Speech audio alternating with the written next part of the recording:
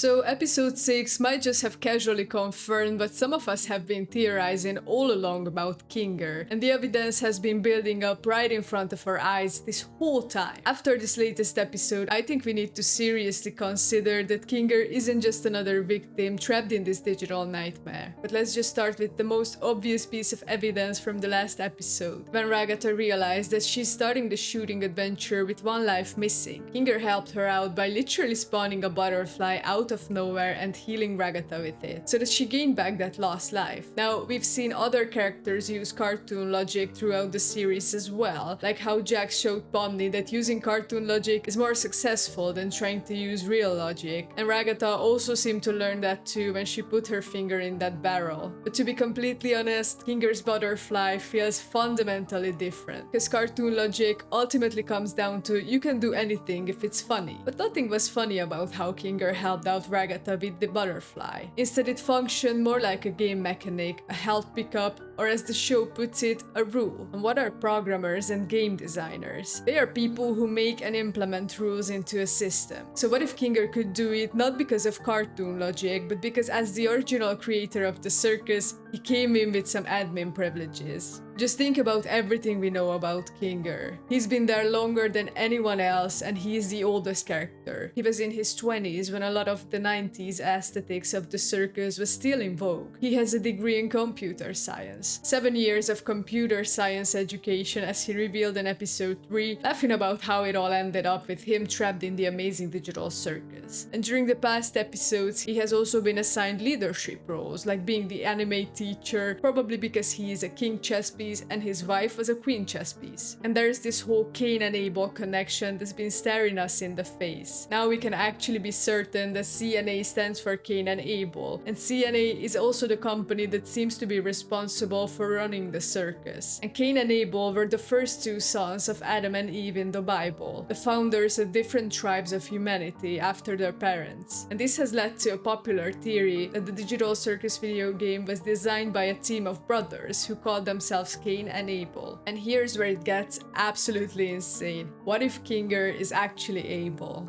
Think about the biblical story. Cain killed Abel because he was jealous of the blessing that Abel was receiving from God, and that has some dark implications for the show. Because picture this, Abel, whose avatar became Kinger, is a successful computer programmer with 7 years of education under his belt. The real Cain may have been someone with the personality we see in the AI Caine, so someone who wants to control everything to be validated as great and amazing, someone who saw themselves as rather talented creatively, but maybe not as much with programming. With Kinger's background in computer science, he may have been the one that brought the real Caine's ideas to life, combining Caine's creative vision and Kinger's programming skills to create the game. But something went horribly wrong. Maybe wanting more of the share for himself, the real Caine could have devised a trap, maybe exploding a known glitch that trapped his brother in the game, leaving his body comatose or worse. And so Abel ends up trapped in his own creation, his mind scattered and confused, unable to remember who he really was. And this explains why Kinger is usually too out of it to actually use his admin privileges effectively. And he probably can't directly override Caine, but he can make small additions that help his fellow circus members, like the butterfly for Ragatha. And here's what really got me. I couldn't help but hate myself for the things I thought I was responsible for. This doesn't really sound like someone who's just a victim of circumstance. This sounds like someone carrying guilt about creating something that went horribly wrong. And at first I thought that maybe he was talking about Queenie, but I'm honestly not sure about that, because it sounds like it's more about being one of the original creators of this digital hell. But the Kinger is Abel,